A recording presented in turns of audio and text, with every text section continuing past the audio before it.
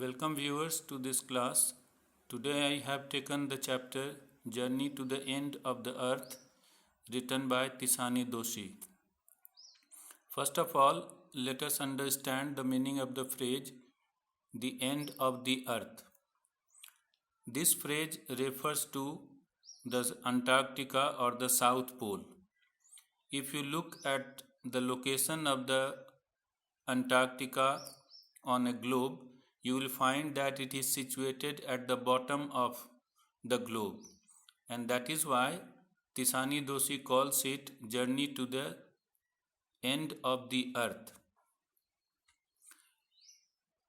For the convenience, I have divided this chapter into two videos. In the first part, in this part, I will discuss 5 important points of this chapter. In the second video, I will discuss 4 important points of this chapter.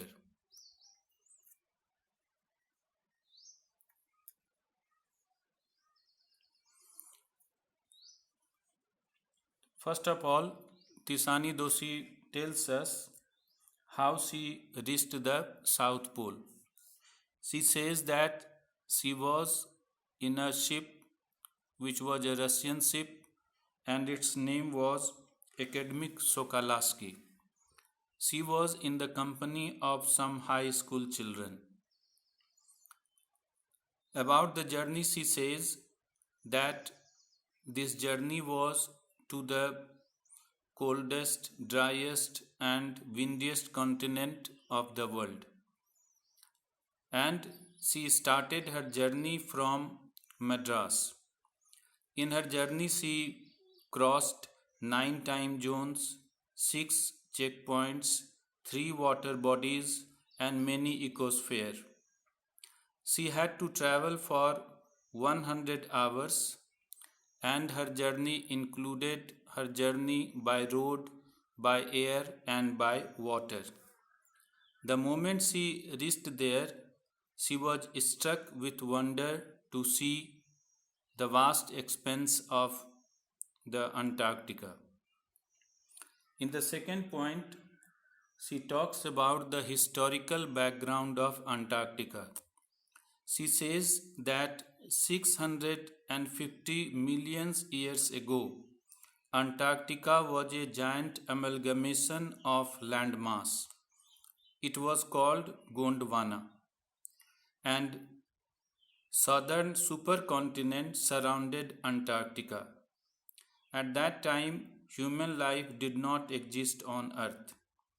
The climate at that time on Antarctica was warmer and it had a huge variety of flora and fauna flourishing on it.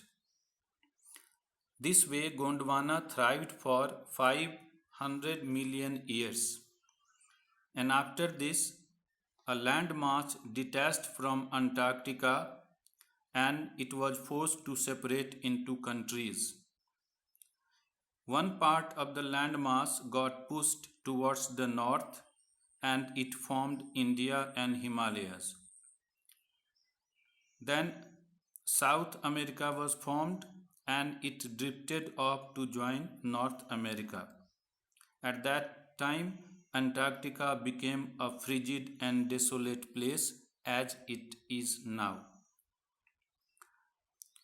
After this, she talks about the third point, which is the unique aspects of Antarctica. She was very surprised to see such a huge volume of ice there. It is said that 90% of total volume of ice is situated on the Antarctica. The narrator felt that she was walking into a giant ping pong ball.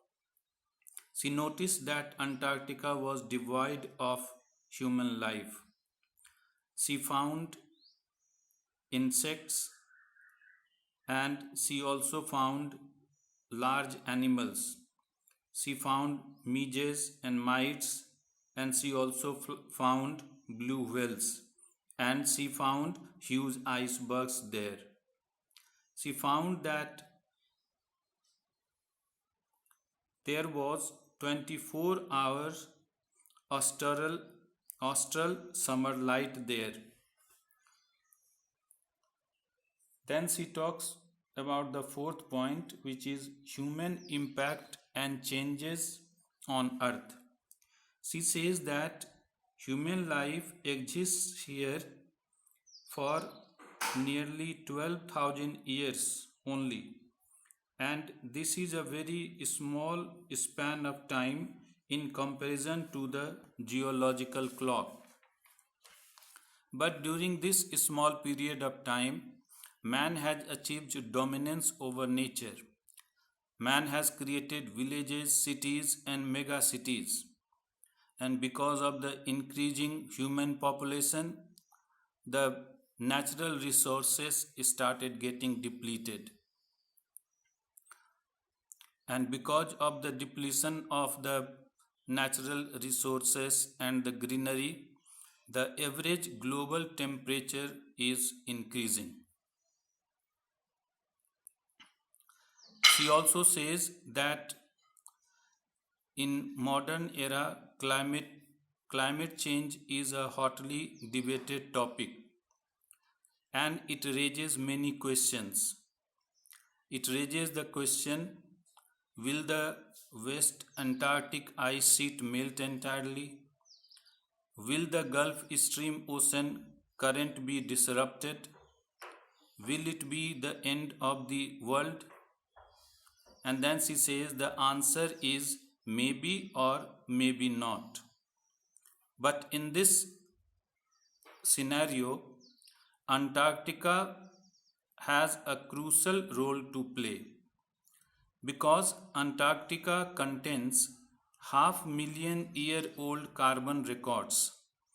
These records can help us understand the Earth's past, present, and future.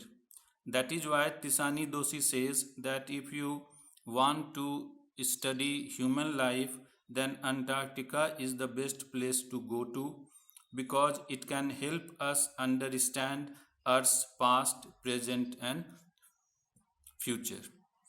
This much for today's video, and in my next video I will talk about the remaining 4 points.